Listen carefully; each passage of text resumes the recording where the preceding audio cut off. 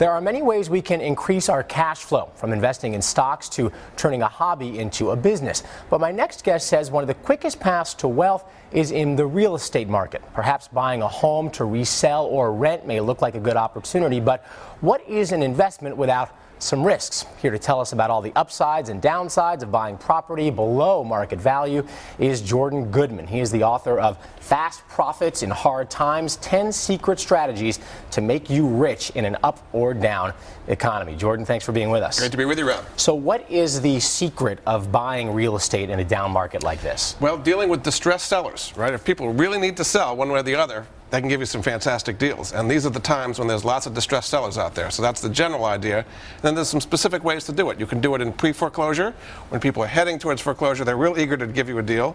In foreclosure, at foreclosure auctions, even estate sales. You can buy homes after somebody's died. There's a lot of ways to get great deals in the market today. Okay, first let's talk about some of the upsides, some of the ways that this can work out well, and then we'll get into some downsides.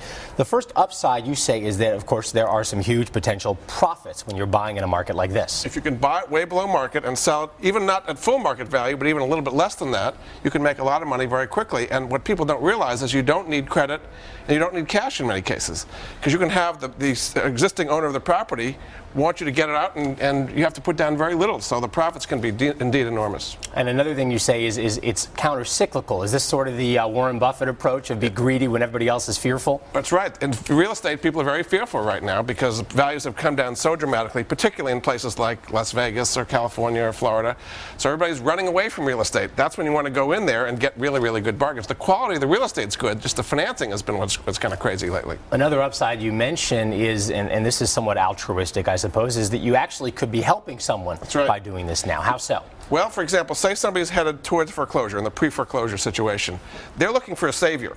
And you, Rob, are my official savior here to come in and get me out of the situation before I have to take a foreclosure and really ruin my credit that way. So that's just an example where you're providing solutions. Real estate is about solutions and providing solutions for somebody. They are glad to have you help them out of the situation. The bank isn't going to help them, but you as an investor can help them. All right, now let's talk about some of the risks. Sure. And I mean, risk number one, of course, is another downturn in the market. I mean, back in 2007, if we'd been having this conversation, hey, get into the real estate market, it could have been a disaster. Buying at the peak is very dangerous kind of thing. How do you know?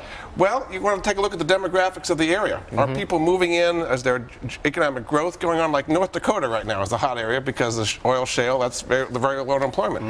You don't want to go where people are moving out, where there's unemployment, where taxes are going up. So that's to kind of give you an indication in general if things are going up or down in that particular market. Another downside to real estate is that it's very labor intensive, right? It's not something like a stock where you buy it and then it just kind of does its thing. You actually have to be involved with this. That's a passive investment stock. This is an active investment. Right. But that's the good part about it, is that a lot of people aren't willing to do that, and therefore if you're willing to spend a little bit of effort.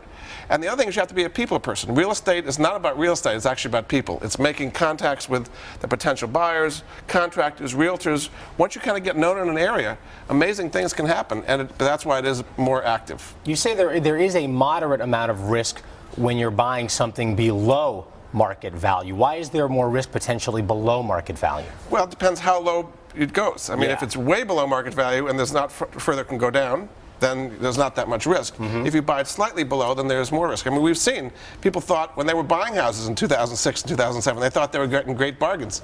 Turns out they weren't. So that's the kind of risk. But there's a lot less risk now that prices have come down so dramatically. Very tough to pick a bottom. Let's talk about financing a little bit. Very important. Usually it's going to be required for anyone getting into this.